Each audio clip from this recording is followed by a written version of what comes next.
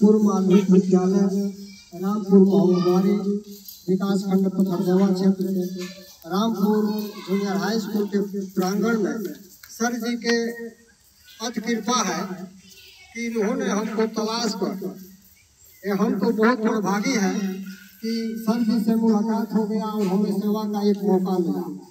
तो वृक्ष पर एक गाना है, पर दूषण पसारे अपन पाव हो, पौधा लगाओ हमर भैया, पौधा लगाओ भाई पौधा लगाओ, प्रदूषण पसारे अपन पाव हो, पौधा लगाओ हमर भैया।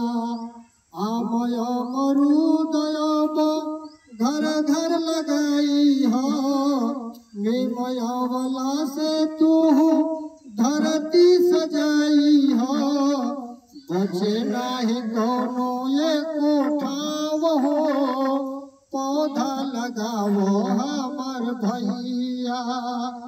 बरटी पर पाकड़ से मिलिया कसी जान, झड़ा गर्मी बरखा चाहे कौन हो सीजन, यही के लगई हो गाँव गाँव हो, पौधा लगाओ हमर भैया। वृक्ष से मिली सबके फल और छाया, वृक्ष से मिली सबके फल और छाया, सबके निरोग रही सुंदर उर्काया, कोरेले अर्जुन ठाकुर गुहार हो, पौधा लगाओ हमर भैया।